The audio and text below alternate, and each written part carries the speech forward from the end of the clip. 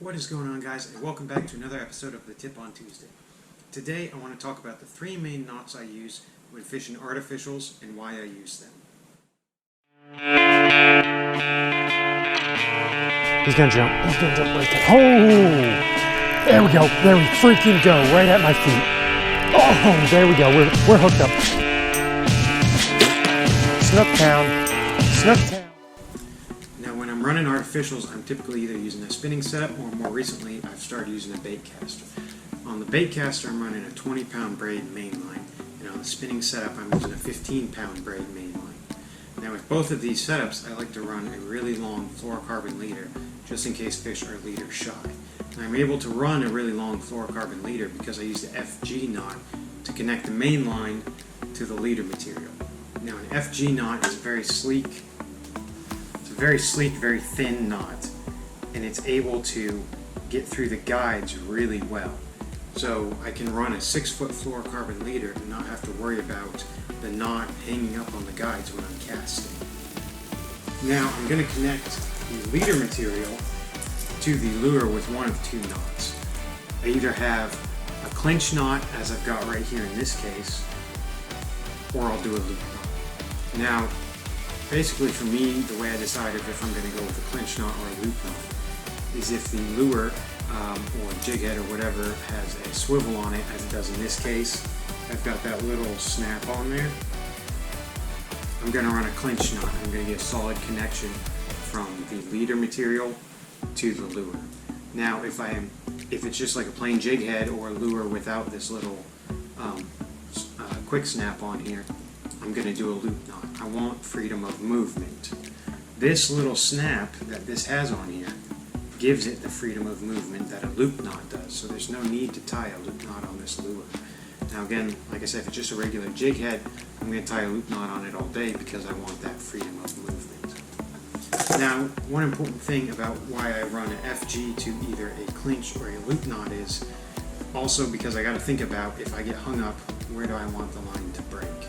An FG knot is a very strong knot. It's one of the strongest knots you can get because you're not actually twisting or bending the leader material in any way, only twisting the braid.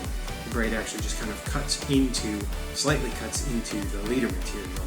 So it's an extremely strong knot, retains almost all of the original strength of the leader material. A clinch knot and a loop knot, however, you're twisting and turning the leader material, and it really cuts down on the strength of the leader material. You can almost cut that in half. Now what this means is if I get hung up and I've got to free my line, I've got to break my line, with this setup, the line's going to break at the knot connecting it to the lure, whether it's a clinch knot or the loop knot. So to explain this a little better, I'm going to draw it out.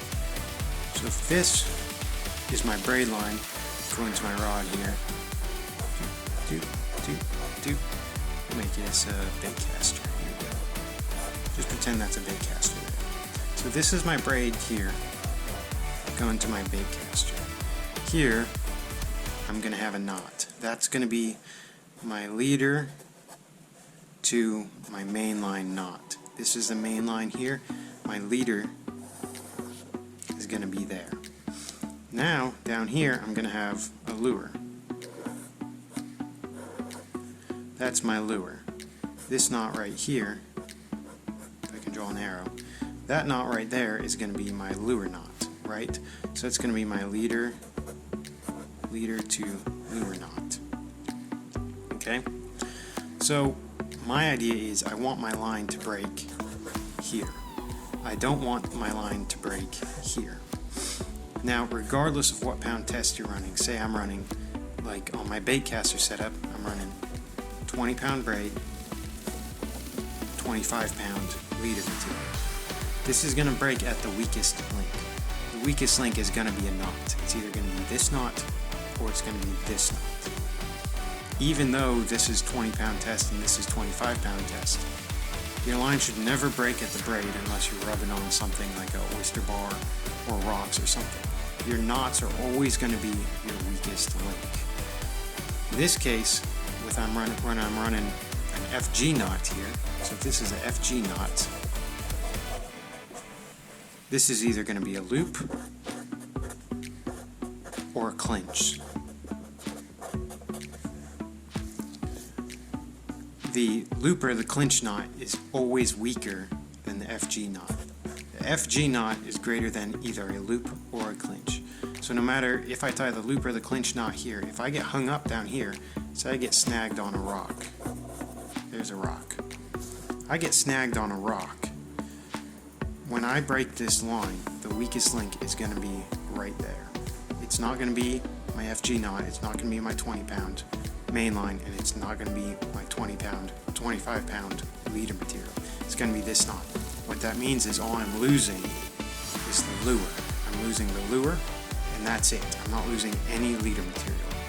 Whereas if I ran a different setup of knots, say I ran an extremely strong knot at the lure and a weak knot here at the connection, connecting the leader to the main line, that could make this the weakest connection, meaning if I got snagged on the rock again, I could break right there. Then all of this would be left in the waterways. Not to mention I'd have to retie that entire leader material on there as well. So I'm going to have to retie another knot here and then another knot on the lure.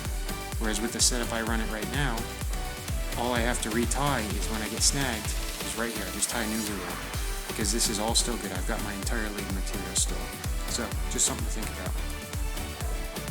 Thank you guys for tuning in for another episode of The Tip on Tuesday. Hope I was able to explain it in a way that you guys can understand as to why I run the knots that I do. Thanks again for watching. I do appreciate it, and I will see you guys next time.